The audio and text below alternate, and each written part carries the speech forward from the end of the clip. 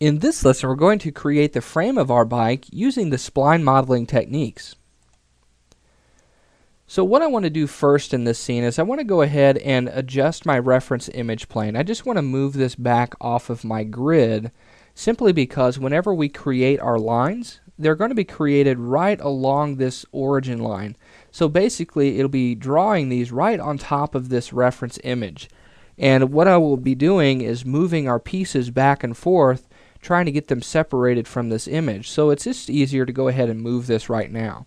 So let's just right click and unfreeze all, and we'll select our image plane, and we're just going to move it straight back in the Y and just move it off the grid. If you want to move it back further, if you want to move it to the edge, that's fine. So we're just going to right click and then freeze our selection, and now we're ready to go. Okay, so let's go to our front view, and I'm just going to maximize the viewport here. And let's go ahead and start drawing out our frame. So what I want to do is just zoom in enough to where I can see the entire frame. And then I'm going to use my line tool and trace around the edge of this frame. So we're going to make sure that we're under the Create panel, we're under Shapes, under Splines, and then we're just going to use Line. So let's go ahead and click vertex points along the edge of our bike frame here. And I'm just clicking points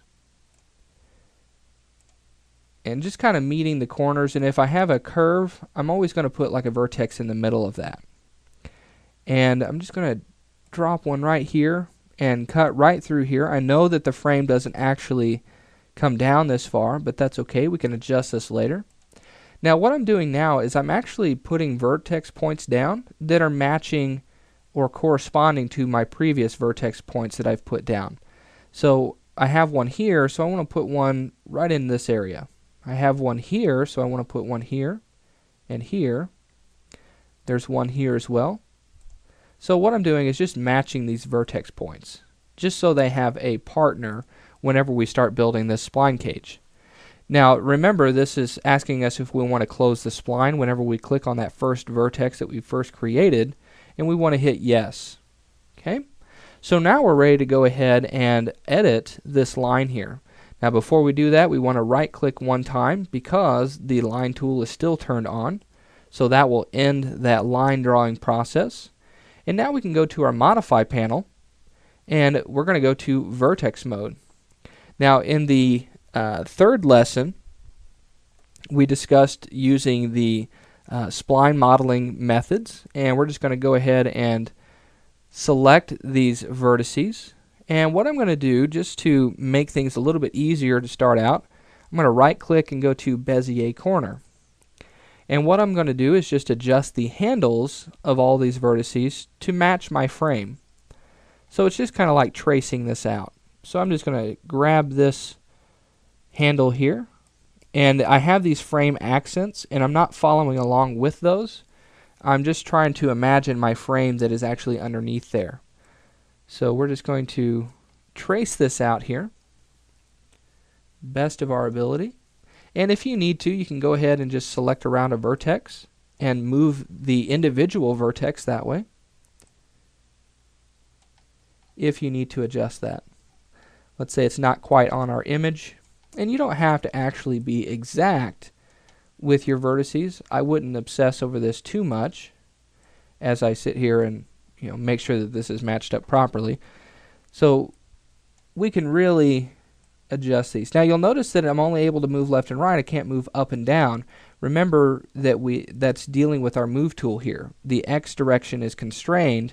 We want to make sure that the X and Y are constrained. So we'll click right here on this box here, and I'm going to hit X so that way I don't change that direction any longer. And now we can adjust that line in any direction that we like here. And that will go ahead and stay.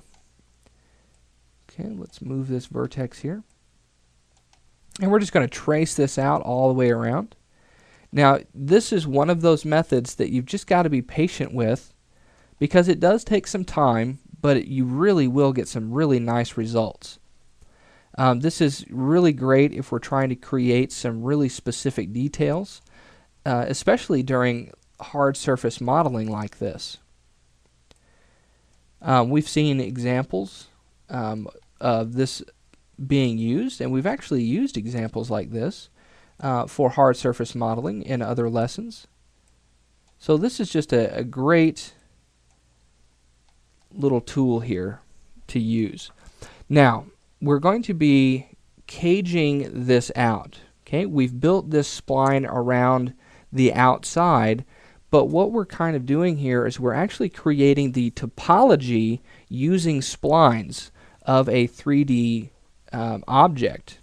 So let's go ahead and divide this out into quads as if we're thinking of polygons here. So what we're going to do is we're going to go to the Refine tool, and let me turn that off one more time. We want to actually make sure that we have Connect checked and Linear checked. And then we'll go to Refine, and we can click on individual points here. Now whenever we start the refining process, we'll get this dialog box that pops up, and basically what it's saying is you've just chosen a vertex. Are you wanting to plant a vertex right on top of it, or are you wanting to just connect to the existing vertex? And what we want to do is connect only. But before we do that, I want to check this do not show this message again, because I don't want to see it every single time I click on a vertex.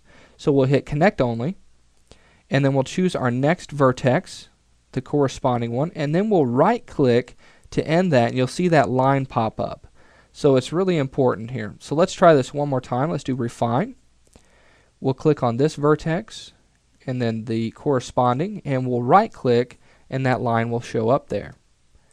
So we'll go ahead and we'll do this again, and we'll go all the way around. Now instead of hitting Refine every single time and then right clicking, what I can do is go ahead and right click and do Refine Connect, and then we'll go across this. Okay, so now what we've done is we've gone ahead and we've built our spline cage, and we've made sure that we've blocked this out into quads for our polygons. Now this is going to be really important when we apply our surface modifier in the next lesson.